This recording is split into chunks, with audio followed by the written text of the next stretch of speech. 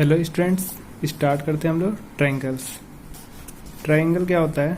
Try angle. Try मतलब three angles, मतलब जिनमें थ्री एंगल्स हो उसको हम लोग बोलेंगे ट्रायंगल। ठीक। A plane figure bounded by three lines in a plane is called a triangle. ठीक है, एक ऐसा प्लेन फिगर हो जो बॉन्डेड हो थ्री लाइन से, ठीक, इन अ प्लेन, तो उसको हम लोग बोलेंगे ट्रायंगल। फॉर एग्जाम्पल देखो, हमने ये जो फिगर बनाया है यहाँ पे थ्री लाइंस है, A B, lines A B, B C, C A. ठीक है, तो थ्री लाइंस से हमने क्या किया, इसको बॉन्डेड किया है, तो इसको हम लोग बोलेंगे क्या? ट्रायंगल। ठीक, ये एक प्लेन फिगर है, टू डायमेंशनल। ठीक, a triangle has three sides. एक ट्रायंगल के पास थ्री साइड्स होते हैं, ठीक, three angles and three vertices. Sides क्या होते हैं इसमें? एक साइड हो गया ए बी, एक साइड हो गया बी सी, इसको बोलेंगे सी ए। आप इसको ए बी भी बोल सकते हो, बी ए भी बोल सकते हो, इसको बी सी भी बोल सकते हो, सी भी बोल सकते हो, इसको सी ए भी बोल सकते हो, ए सी भी बोल सकते हो। ठीक है, एंड एंगल्स क्या है? एंगल्स यहाँ पे एक एंगल ए है, angle B, angle C. Angle A को आप बोल सकते हो, यहाँ पे जैसे ये एंगल है, इसको आप एंगल ए भी बोल सकते हो, या तो आप इसको ऐसे भी लिख सकते हो, जैसे यहाँ पे ये ए को लिखना है तो इधर से, ये ए से एक साइड इधर जा रहा है रे, एक रे इधर जा रहा है। ठीक है, तो इसको बी ए सी भी बोल सकते हो, सी ए बी, तो इसको एंगल बी ए सी भी बोल सकते हो, या तो इसको सी ए बी, ठीक, सी ए बी भी बोल सकते हो। ठीक है, और एंगल ए भी बोल सकते हो। एंगल बी को आप बोल सकते हो, ए एंगल बी है तो एंगल बी को ए बी सी भी बोल सकते हो, सी बी ए भी बोल सकते हो। और एंगल सी है, इसको एंगल सी भी बोल सकते हो आप, या बी सी ए, या तो ए सी बी। ठीक, अब आते हैं हम लोग वर्टिसेस पे। तो ये जो भी कोना, वर्टेक्स जो कोना होती है, ठीक है, जैसे ये कॉर्नर, ये हो गया ए बी सी। ठीक है, तो नंबर ऑफ वर्टिसेस कितना है? थ्री, ए बी एंड सी। ठीक, अब आते हैं हम लोग टाइप्स ऑफ ट्रायंगल क्या होता है। तो टाइप्स ऑफ ट्रायंगल क्या होता है? On the basis of sides के बेस पे होता है, and on the basis of angles के बेस पे भी होता है। तो on the basis of sides पे क्या होता है? Equilateral triangle, scalene triangle and isosceles triangle. ठीक है, and on the basis of angles क्या होता है? Acute triangle, right angle triangle, obtuse angle triangle. ठीक, यहाँ पे आप ट्रायंगल का हमने सिंबल बना दिया है। ठीक है, आप इसको ट्रायंगल भी बोल सकते हो डायरेक्ट, और यहाँ पे आप लिख दो एंगल लिख दो। ठीक है, तो एक्यूट एंगल्ड ट्रायंगल। अब आते हैं types of triangles on the basis of sides के बेस पे। फर्स्ट क्या होता है? Scalene triangle. तो स्केलिन ट्रायंगल क्या होती है? A triangle no two of whose sides are equal is called a scalene triangles. ठीक है, या तो आप ये बोल सकते हो कि कोई भी साइड इक्वल ना हो। जैसे कोई भी ऐसा ट्रायंगल आप लो जिनके कोई भी, जैसे थ्री साइड्स है, तो उन थ्री साइड्स में से कोई भी टू साइड्स इक्वल ना हो। ठीक, तो टू साइड्स इक्वल नहीं होगा तो थ्री थर्ड वाला भी इक्वल नहीं होगा। ठीक है, यानी कि all sides are not equal, means A B is not equal to B C is not equal to C A. Means all sides क्या होना चाहिए? इक्वल नहीं होना चाहिए। ठीक है, तो जब ऑल साइड्स इक्वल नहीं होगा तो ऑल एंगल्स भी क्या होगा? इक्वल नहीं होगा। तो angle A is not equal to angle B and also not equal to angle C. इसके बाद आते हैं आइसोसेलेस ट्रायंगल क्या होती है। आइसोसेलेस ट्रायंगल क्या है? Triangle two of whose sides are equal, जिनके टू साइड्स इक्वल हो। ऐसा ट्रायंगल जिनमें टू साइड्स इक्वल होती है उनको बोलते हैं आइसोसेलेस ट्रायंगल। जैसे ट्रायंगल ए बी सी, तो इसमें side A B and A C, ठीक है, ये दोनों क्या होगा? इक्वल होगा, यानी कि A B is equal to A C, A B equal to A C. ठीक, तो two angles are equal and इनके टू एंगल्स भी इक्वल होते हैं, एंगल बी और सी। ठीक, ये आप थ्योरम में पढ़ोगे। ठीक है, angle opposite equal two sides opposite are equal and angles opposite equal two sides opposite are equal. Means हो गया कि जिनके अपोजिट साइड्स इक्वल है उनके अपोजिट एंगल्स भी क्या होते हैं? आपस में इक्वल होते हैं। जैसे कि A B and A C equal है, तो ए पी के अपोजिट एंगल क्या है? सी, और ए सी के अपोजिट एंगल क्या है? बी। तो एंगल बी एंड सी भी क्या होता है?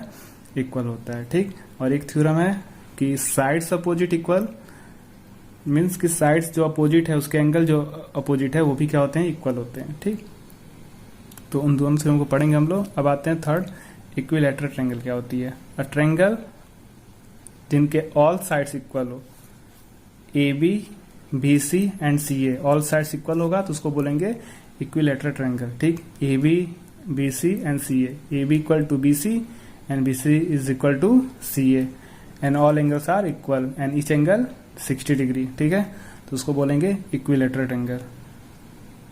अब आते हैं हम लोग types of triangle on the basis of angles. तो एंगल्स के बेस पे ट्रायंगल्स के टाइप्स, फर्स्ट क्या होता है, acute angle triangle. Acute angles का मतलब होता है कि जीरो ऐसा एंगल, एंगल का मतलब कि आप जीरो से more than low but less than 90। ठीक है, a triangle each of whose angle is acute, मतलब कि ऐसा ट्रायंगल हो जिनके हर एक एंगल, नंबर ऑफ एंगल्स 3 होते हैं और ईच एंगल कितना होना चाहिए, एक्यूट होना चाहिए। एक्यूट का मतलब कि जीरो से ज्यादा आप जो भी दे सकते हो। ठीक, और 90 से लेस देन, तो उसको बोलेंगे एक्यूट एंगल ट्रायंगल। तो देखो ये जो ट्रायंगल एबीसी है, ईच एंगल क्या है, एक्यूट है, तो इसको बोलोगे acute angle triangle. And right angle triangle क्या होता है, triangle with one angle right, मतलब ऐसा ट्रायंगल जिनका कम से कम एटलीस्ट वन एंगल 90 डिग्री होना चाहिए। ठीक है, तो उसको आप बोलोगे राइट एंगल ट्रायंगल। ठीक, ध्यान देना, कोई भी ट्रायंगल है उसके ऑल एंगल्स को सम करते हो तो 180 डिग्री होता है। ठीक है, आप लोग जानते हो। तो एंगल ए को, एंगल बी को, एंगल सी को अगर आप ऐड करोगे तो 180 डिग्री होगा। ठीक, आप ध्यान देना, ये एंगल बी है और एंगल बी क्या है, राइट एंगल है, मीन्स 90 डिग्री है।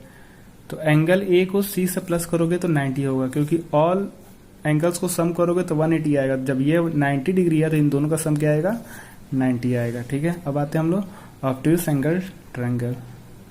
इसमें क्या होता है कि एटलीस्ट वन एंगल ऑब्ट्यूज होना चाहिए। जैसे ट्रायंगल है तो इसका एक एंगल ऑब्ट्यूज है, तो इसको बोलोगे ऑब्ट्यूज एंगल ट्रायंगल। ऑब्ट्यूज का मतलब कि 90 से मोर देन एंड 180 से लेस देन, ऐसा ट्रायंगल जिसका कम से कम एक एंगल 90 से ज्यादा हो बट 180 से कम हो, उसको बोलेंगे ऑब्ट्यूज एंगल ट्रायंगल। तो अभी तो हमने जो भी ट्रायंगल का था वो हमने ट्रायंगल क्या होती है हमने बताया, उसके टाइप्स क्या होती है। ठीक, बट आपका जो मेन टॉपिक है वो आपका कॉन्ग्रुएंट के बारे में जानोगे।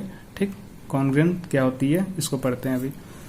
तो कॉन्ग्रुएंट मीन्स होता है कि इक्वल इन ऑल रेस्पेक्ट और figure whose shape and size are both the same, मतलब कि आप ऐसा कोई फिगर्स लो, ठीक है, जिनके शेप और साइज दोनों क्या हो, सेम हो, एक जैसा हो। ठीक, जैसे फॉर एग्जांपल हमने कोई क्वाइंस लिया, जैसे क्वाइन आप लेते हो, जैसे 5 रुपये का क्वाइन लिया आपने, जो रुपया आता है, सिक्का आता है, तो 5 रुपीज का जो सिक्का आता है, जो क्वाइन आता है, वो आप एक जैसा कोई क्वाइन लो, जैसे कि जो अभी नया नया आ रहा है जो 5 रुपीज का, तो उसके कोई भी 2 क्वाइंस को लो। ठीक, तो उनका शेप एंड साइज क्या होगा, इक्वल होगा। ठीक है, बट देखो क्वाइंस में क्या है, 5 रुपीज का डिफरेंट डिफरेंट आता है, लेकिन हाँ आप एक जैसा क्वाइन लो। ठीक है, जैसे एटीएम कार्ड आपका कॉन्ग्रुएंट हो जाता है, क्योंकि एटीएम कार्ड आप कोई सा भी बैंक का लो, या तो आप इलाहाबाद का लो, एसबीआई का लो, कोई सा भी अगर आप एटीएम लेते हो, एटीएम कार्ड, और उस एटीएम कार्ड को लेके जाते हो किसी भी एटीएम मशीन में आप इंसर्ट करते हो तो वो इंसर्ट हो जाता है। ठीक है, क्यों, क्योंकि उनका शेप एंड साइज इक्वल होता है। क्योंकि जितने भी एटीएम कार्ड्स होते हैं सभी क्या होते हैं, लगभग रेक्टेंगल होते हैं, और उनका शेप भी क्या होता है, सेम होता है, यानी कि लेंथ एंड ब्रेथ दोनों क्या होता है, ऑल एटीएम कार्ड्स के सेम होते हैं। ठीक, तो उनको हम क्या बोलेंगे, कॉन्ग्रुएंट। ठीक, तो कॉन्ग्रुएंस का मीन्स क्या मतलब हो गया कि सेम शेप सेम साइज होना चाहिए। ठीक है, तो कॉन्ग्रुएंट मीन्स आइडेंटिकल भी बोल सकते हो। ठीक है, जो कि एक दूसरे पे कवर कर जाए, कंप्लीटली क्या हो जाए, कवर कर जाए एक दूसरे पे। जैसे आपने 5, मैंने मान लो ये पेन हमने लिया, ठीक है, ये पेन, तो इसी तरह का पेन एक और ले लो, तो उसको हम बोलेंगे कॉन्ग्रुएंट। ठीक, एक दूसरे पे क्या करेगा, कंप्लीटली ओवरलैप कर जाएगा। ठीक है, when we trace on one of them and put over the other, and if they coincide or cover each other exactly, then they are of the same shape and size. ठीक है, मतलब कोई भी अगर आप कोई भी 2 फिगर्स लेते हो, उसको ट्रेस करते हो, उसके बाद दूसरे का भी ट्रेस करते हो, तो दोनों को जब एक दूसरे पे रखोगे तो कोइंसाइड हो जाएगा, मतलब वो लैप कर जाएगा। ठीक है, कवर कर जाएगा एग्जैक्टली। तो मीन्स क्या आ गया कि उनके शेप एंड साइज इक्वल है। एग्जाम्पल में आप कोई फिगर लेते हो, उसका कार्बन कॉपी लोगे तो वो भी उनके भी शेप एंड साइज क्या होगा, इक्वल हो जाएगा। ठीक है, 2 की लेते हो, 2 keys of the same lock का। ठीक है, तो 2 शेविंग ब्लेड्स, 2 कोई शेविंग ब्लेड लेते हो जो दाढ़ी बनाते हो, ठीक है, शेविंग करते हैं, तो उनके जो ब्लेड्स होते हैं वो भी एक सेम कंपनी का लोगे तो वो भी क्या होगा, कॉन्ग्रेंट होगा। ठीक है, 2 1 रुपीज का कॉइन ले सकते हो एक जैसा। ठीक है, तो 2 object having the same shape and same size are said to be congruent. ठीक, कॉन्ग्रेंट आप समझ चुके होगे। ठीक, आगे चलते हैं। अब यहाँ पे है कॉन्ग्रेंसी क्या होती है, the relation of 2 figures being congruent, मतलब 2 फिगर्स के बारे में अगर आप रिलेशन करते हो कॉन्ग्रेंट का, तो उसको हम बोलेंगे कॉन्ग्रेंसी। ठीक है, और कॉन्ग्रेंसी का सिंबल ऐसे होता है, ऐसे बनाओगे, ऐसे आप बनाओगे, फिर लाइन कर दोगे ऐसे। ठीक है, तो ये क्या बोला है कि इज कॉन्ग्रेंस टू। ठीक, मतलब ये एक फिगर दूसरे फिगर के जब आप रिलेशन बताओगे कि दोनों कॉन्ग्रेंट है या नहीं है, तो उसके लिए कॉन्ग्रेंसी के लिए ये सिंबल लगा दोगे, आपको कॉन्ग्रेंस लिखने की जरूरत नहीं है। अब आते हैं हम लोग different types of congruent figures. तो फर्स्ट पढ़ेंगे हम लोग कॉन्ग्रेंसी ऑफ प्लेन फिगर। कोई भी 2 प्लेन फिगर्स कॉन्ग्रेंसी उसका कैसे हो सकता है कि 2 प्लेन फिगर्स आर कॉन्ग्रेंट। ठीक है, इफ ईच वेन सुपरपोज मतलब कि एक दूसरे पे ओवरलैप कर जाए ऑन द अदर। ठीक, कवर इज एग्जैक्टली, तो उसको बोलोगे फिगर 1 फिगर 2 की क्या है, कॉन्ग्रेंसी है। ठीक, तो आप ऐसे लिखोगे फिगर 1 यानी F1 कॉन्ग्रेंसी टू फिगर 2। ठीक, कॉन्ग्रेंसी ऑफ लाइन सेगमेंट्स, तो मान लो कि आप 2 लाइन सेगमेंट्स लिए हुए हो। ठीक है, तो उनको कॉन्ग्रेंसी उनकी कब बोल सकते हो, जब 2 लाइन सेगमेंट का लेंथ क्या हो, सेम हो। जब सेम लेंथ हो, जैसे AB और CD दोनों का सेम लेंथ है, तो AB कॉन्ग्रेंस टू CD। ठीक, इफ कब होगा, जब AB is equal to CD। Congruency of 2 angles, कोई भी 2 एंगल्स कब कॉन्ग्रेंस होगा, जब दोनों का मेजर सेम हो, सेम मेजर का हो। ठीक है, तो 2 angles are congruent if they have the same measure. ठीक, मीन्स कि angle AOB is equal to COD। ठीक है, तो COD एंड AOB दोनों जब इक्वल हो जाएगा तो angle AOB congruence to angle COD। ठीक है, कॉन्ग्रेंस ऑफ 2 स्क्वायर्स, तो 2 स्क्वायर्स कॉन्ग्रेंस कब हो सकता है, देखो स्क्वायर्स क्या है, मान लो इनके साइड्स दोनों के साइड्स क्या हो, इक्वल हो। स्क्वायर जानते हो कि ऑल साइड्स इक्वल होता है, ईच एंगल 90 डिग्री। ठीक है, तो मान लो ये 5 सेंटीमीटर है तो ये भी 5 सेंटीमीटर होगा। ठीक, जो 2 हमने स्क्वायर्स लिया। ठीक, तो square ABCD congruence to EFGH कब होगा, जब इसका साइड और इसका साइड दोनों क्या हो, इक्वल हो। कॉन्ग्रेंसी ऑफ 2 रेक्टेंगल्स कब होगा, जब पहले वाले रेक्टेंगल का लेंथ दूसरे वाले रेक्टेंगल के लेंथ इक्वल हो, एंड पहले वाले का ब्रेथ दूसरे वाले रेक्टेंगल के ब्रेथ के जब इक्वल हो, तब दोनों क्या होगा, कॉन्ग्रेंसी होगा। ठीक है, तो ABCD कॉन्ग्रेंसी टू PQRS, मतलब रेक्टेंगल ABCD कॉन्ग्रेंस होगा PQRS के, कब होगा, जब इनका लेंथ इसके लेंथ के इक्वल हो। मीन्स हमने लिख दिया AB is equal to PQ and breadth भी क्या होगा, इक्वल होगा, तो बोलोगे congruency of 2 rectangles. Congruency of 2 circles कब हो सकता है, कि जब 2 सर्कल्स का सेम रेडियस हो, मतलब पहले वाले का रेडियस दूसरे वाले का रेडियस दोनों सेम हो। ठीक है, मीन्स मान लो हमने सर्कल 1 लिया, इसका रेडियस R1 है, इसका R2 है, तो R1 एंड R2 दोनों जब इक्वल हो जाएगा तो सर्कल 1 एंड सर्कल 2 दोनों क्या हो जाएगा, कॉन्ग्रेंसी हो जाएगा। तभी देखो अगर थोड़ा सा भी रेडियस बढ़ा दोगे तो ये सर्कल क्या होगा, बड़ा होगा और दोनों को ओवरलैप नहीं करेगा। तो अब आते हैं हम लोग कॉन्ग्रेंसी ऑफ ट्रायंगल्स क्या होती है। ठीक है, तो हमको ट्रायंगल्स के ही बारे में पढ़ना था, वो तो मैंने एग्जांपल में बता दिया कि कॉन्ग्रेंसी क्या होती है। ठीक, तो स्टार्ट करते हैं हम लोग कॉन्ग्रेंसी ऑफ ट्रायंगल्स। तो 2 triangles are congruent if pair of corresponding sides and corresponding angles are equals, congruent. ठीक है, तो कोई भी 2 ट्रायंगल्स कब कॉन्ग्रेंट हो सकता है, जब उसके जो भी करेस्पॉन्डिंग साइड्स है पेयर में और करेस्पॉन्डिंग जब एंगल्स क्या हो, कॉन्ग्रेंट हो, तभी वो दोनों ट्रायंगल्स कॉन्ग्रेंट हो सकता है। तो हमने फॉर एग्जांपल लिया एक ट्रायंगल लिया है ABC और PQR लिया हमने। ठीक है, तो AB के करेस्पॉन्डिंग PQ इक्वल होना चाहिए, BC और QR इक्वल हो, CA PR इक्वल हो। ठीक है, यहाँ पे करस्पॉन्डिंग होना चाहिए। जैसे ये मान लो ये 90 डिग्री है तो ये हाइपोटेनियस है, ये भी हाइपोटेनियस है, तो दोनों हाइपोटेनस इक्वल होना चाहिए, ठीक है, दोनों का परपेंडिकुलर इक्वल होना चाहिए, दोनों का बेस इक्वल होना चाहिए एंड ऑल एंगल्स भी इक्वल होना चाहिए, ठीक है, तब दोनों ट्रायंगल्स को बोलोगे कि ये कॉन्ग्रुएंसी है, ठीक है। तो वही हमने लिखा है A B is equal to P Q, B C equal to Q R, C A equal to P R या आर पी, ठीक है। तो triangle A B C congruence to triangle P Q R, ठीक, by side side side side side side rule क्या है कि इनके side के अकॉर्डिंग इक्वल्स है, ठीक। तो अभी ये पढ़ोगे साइड साइड साइड क्या होता है, सब सारे थ्योरम्स है, तो वन बाय वन हम इसको बताएंगे, एक्सप्लेन करेंगे, ठीक है। देखो इसका एक रूल भी है कैसे लिखोगे ये, जैसे हमने ट्रायंगल एबीसी लिखा है, पी क्यू आर लिखा है, तो इसका सीक्वेंस होना चाहिए। जैसे हमने यहाँ पे ए बी जो है पी क्यू के इक्वल है, जैसे यहाँ से ए बी से स्टार्ट किए हो तो इधर वाला पी क्यू होना चाहिए, आप क्यू पी आर नहीं लिखोगे, पी क्यू ही लिखोगे। बी सी इक्वल है तो क्यू आर लिखोगे, यहाँ पे देखो क्यू आर आ रहा है, यहाँ पे जैसे इस पे बी सी आ रहा है तो यहाँ पे क्यू आर आ रहा है। फिर देखो सी ए आ रहा है ऐसे सी ए, तो यहाँ पे क्या होना चाहिए, आर पी होना चाहिए, तो आर पी, ठीक। तो two triangles are congruent even if only 3 pair, ठीक है, out of 6 elements are equal. मतलब टू ट्रायंगल्स कब कॉन्ग्रुएंस हो सकता है, जब उसके 3 पेयर्स क्या है, आउट ऑफ 6 एलिमेंट्स के इक्वल हैं, कोई भी 3 पेयर्स। जैसे यहाँ पे टोटल कितने हैं, 1 2 3 साइड्स हैं और 3 एंगल्स है, तो टोटल कितने एलिमेंट्स हो गए, 6 हो गए। तो कोई भी 3 अगर इक्वल हो गया तो वो ट्रायंगल कॉन्ग्रुएंस हो जाएगा, ठीक है। तो उसके लिए कुछ उसके रूल भी है, ऐसा नहीं कि हाँ मान लो इसके सारे एंगल्स इक्वल है तो ट्रायंगल कॉन्ग्रुएंट हो गया, ऐसा नहीं है।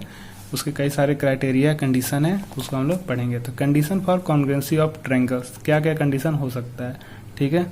तो अभी देखो जैसे हमने ये जो समझाया एक्सप्लेन किया उस पर एग्जाम्पल है, हमने ट्रायंगल एबीसी लिया है, पी क्यू आर लिया है, तो ए बी 4.5 है, पी आर जो है 4 सेंटीमीटर है, बी सी 5 सेंटीमीटर है, आर क्यू 5 सेंटीमीटर है, सी ए 4 सेंटीमीटर, ये 4.5, ठीक।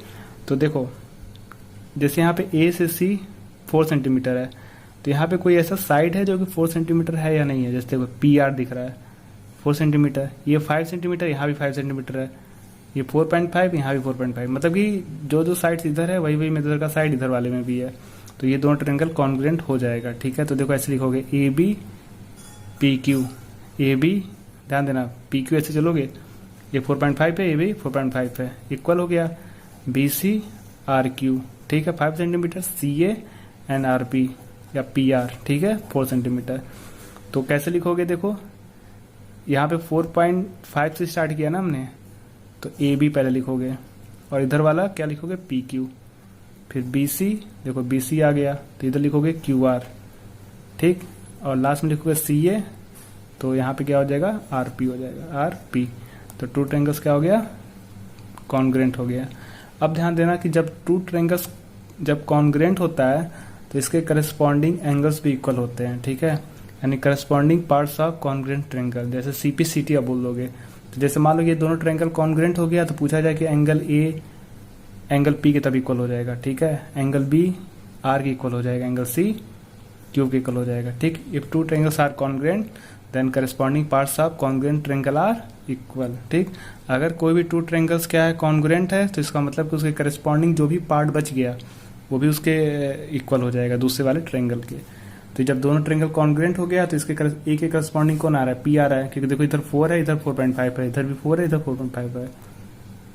बी की करस्पॉन्डिंग आर आ रहा है, सी के करस्पॉन्डिंग क्यू, तो ये भी क्या होगा, इक्वल हो जाएगा, ठीक। बाई सी पी सी से लिख दोगे A P B Q C are,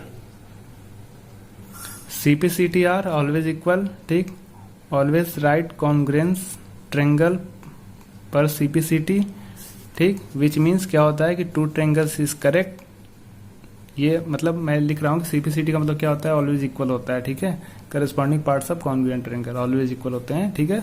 always right congruency को आप ट्रायंगल को लिख सकते हो पर सीपीसीटी, विच मीन्स अगर ए बी, या हमने जो बताया था ना कि A B C P Q R, यहाँ पे तो आप जो ए बी सी लिखे हो, A B C P Q R, ये करेक्ट है, लेकिन अगर थोड़ा सा भी सीक्वेंस चेंज कर दो, जैसे आपने एबीसी लिखा, यहाँ पे पी क्यू आर इसके सीक्वेंस से चल रहा है, आपने कुछ और लिख दिया, जैसे आपने यहाँ पे क्यू पी आर लिख दिया, तो ये गलत हो जाएगा, इज नॉट करेक्ट, ठीक है।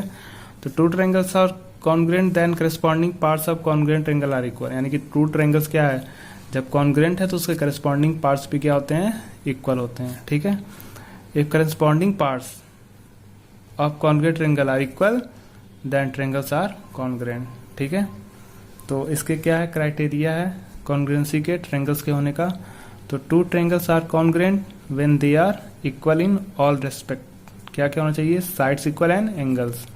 ठीक है, तो congruent triangle have exactly the same side and angle. तो इसके क्राइटेरिया क्या क्या है, देखो फर्स्ट क्राइटेरिया क्या है, साइड साइड साइड, सेकेंड क्या होता है साइड एंगल साइड, थर्ड क्या होता है एंगल साइड एंगल, फोर्थ क्या होता है angle angle side, and last fifth क्या होता है RHS, राइट हाइपोटेनियस साइड्स। ठीक है, तो ये 5 क्राइटेरिया है कि अगर इस क्राइटेरिया को ट्रायंगल फॉलो कर गया तो ट्रायंगल कॉन्ग्रुएंट हो जाएगा। ठीक, अब देखो एंगल एंगल एंगल जैसे हमने लिखा नहीं लिखा है क्योंकि वो एंगल एंगल एंगल कॉन्ग्रुएंसी नहीं होगा। ठीक, तो बस इसी 5 क्राइटेरिया को अगर वो फॉलो करता है तो ट्रायंगल्स क्या हो जाएंगी, कॉन्ग्रुएंट हो जाएंगी। तो फर्स्ट क्या होता है साइड साइड साइड, SSS। तो देखो if 3 sides of one triangle are equal to the 3 sides of another triangle then the 2 triangles are congruent. मतलब कह रहा है कि अगर कोई भी 2 ट्रायंगल्स आपने लिया है तो पहले वाले के तीनों साइड्स दूसरे वाले के तीनों साइड्स करस्पॉन्डिंग क्या हो, जब इक्वल हो जाता है तो दोनों ट्रायंगल कॉन्ग्रुएंट हो जाता है। ठीक, मीन्स कि कोई भी 2 ट्रायंगल्स दिया हुआ है तो इसके ऑल साइड्स करस्पॉन्डिंग इसके ऑल साइड्स अगर इक्वल हो गया तो दोनों ट्रायंगल कॉन्ग्रुएंट हो जाएगा by side side side rule से। ठीक है, जैसे देखो AB जो है PQ के इक्वल है, देखो डबल डैश लिखा हमने, AB equal to PQ and BC किसके इक्वल है, QR के। देखो यहाँ पे ट्रिपल डैश लिखा है, हमने कलर भी चेंज किया है, यहाँ पे ब्लैक लिखा है, यहाँ पे रेड किया है, यहाँ पे ब्लू किया है। सिंगल डैश है यानी कि CA PR के इक्वल है। ठीक, तो इन दोनों ट्रायंगल्स के साइड्स करस्पॉन्डिंग इक्वल है तो ट्रायंगल ABC क्या हो जाएगा, PQR के क्या हो जाएगा, कॉन्ग्रुएंट हो जाएगा by side side side rule से। ठीक है, सेकेंड क्या होता है साइड एंगल साइड, मतलब कि कोई भी 2 ट्रायंगल्स है अगर उनके 2 साइड्स और इंक्लूडेड एंगल्स अगर इक्वल है तो उनको बोलेंगे साइड एंगल साइड क्राइटेरिया। ठीक है, तो if 2 sides and the included angle, मतलब 2 साइड्स के बीच में जो इंक्लूड हो रहा है उससे जो इंक्लूडेड एंगल है पहले वाले ट्रायंगल का यानी one triangle are equal to the corresponding sides and angle of another triangle. ठीक है, देन 2 ट्रायंगल्स आर कॉन्ग्रुएंट। अब ध्यान देना यहाँ पे ABC या PQR है तो AB जो है PQ के इक्वल है तो ये साइड हो गया, और BC जो है QR के इक्वल हो गया, ये भी साइड हो गया। तो 2 साइड्स से जो इंक्लूडेड एंगल बन रहा है, इन दोनों साइड से जो एंगल बन रहा है ये Q बन रहा है, और इन दोनों साइड से एंगल जो बन रहा है B बन रहा है। ठीक है, अगर ये इक्वल हो गया, ये साइड इसके इक्वल हो गया, ये एंगल इसके इक्वल हो गया और ये साइड इसके इक्वल हो गया, तो दोनों ट्रायंगल क्या हो जाएगा, congruent. AB is equal to PQ, angle B is equal to Q and BC is equal to QR। ठीक है, तो साइड एंगल साइड, तो दोनों ट्रायंगल कॉन्ग्रुएंट हो जाएगा by side angle side rule से। ठीक है, इसको क्राइटेरिया बोल सकते हो। तो जैसे आपने साइड एंगल साइड वाला पढ़ा है वैसे ही एंगल साइड एंगल का भी है। ये साइड एंगल साइड में क्या था कि 2 साइड्स इक्वल हो, इंक्लूडेड एंगल इक्वल हो। यहाँ पे सेम उसका अपोजिट हो रहा है कि 2 एंगल्स इक्वल हो उससे जो इंक्लूडेड साइड है। जैसे ट्रायंगल ABC लिया हमने, PQR लिया, तो एक साइड BC और QR ये दोनों क्या है, इक्वल है। देखो जो कलर इक्वल जो इक्वल है उसका हमने सेम कलर लिया, जैसे रेड और रेड। अब ये ब्लू लिया है तो ये ब्लू के इक्वल है, ये ब्लैक लिया है तो ये ब्लैक के इक्वल है। ठीक है, तो ये साइड और इससे जो इंक्लूडेड, देखो ये एंगल B एंगल Q के इक्वल है, एंगल C R के, और इन दोनों एंगल पे क्या है इंक्लूडेड साइड ये है QR एंड BC।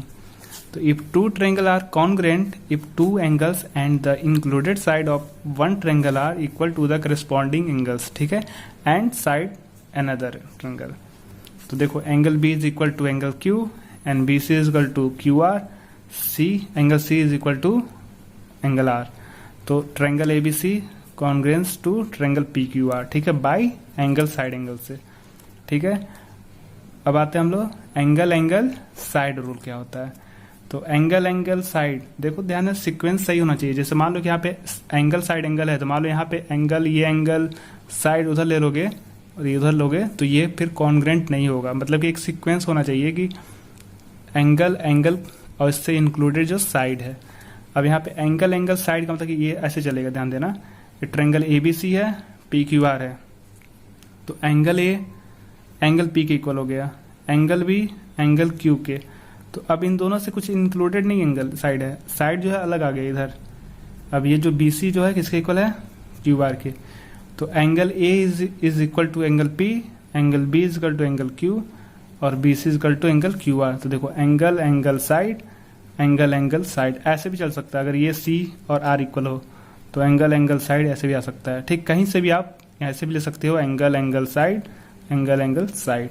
तो true triangles are congruent if any two pair of angles and one pair of corresponding sides are equal. ठीक है, तो उसको क्या बोलोगे, एंगल साइड रूल। ठीक है, अब आते हैं हम लोग, ये लिख दिया हमने, इसको दो तरीके से बोल सकते हो। If two angles and one side of one triangle are equal to the two angles and corresponding sides of other triangle, then two triangles are congruent. Angle congruency rule। ठीक है, वो हमने लिख दिया है जो हमने बोला था। RHS का मतलब R फॉर राइट, राइट मतलब होता है 90 डिग्री। ठीक है, right, S for hypotenuse and S for side.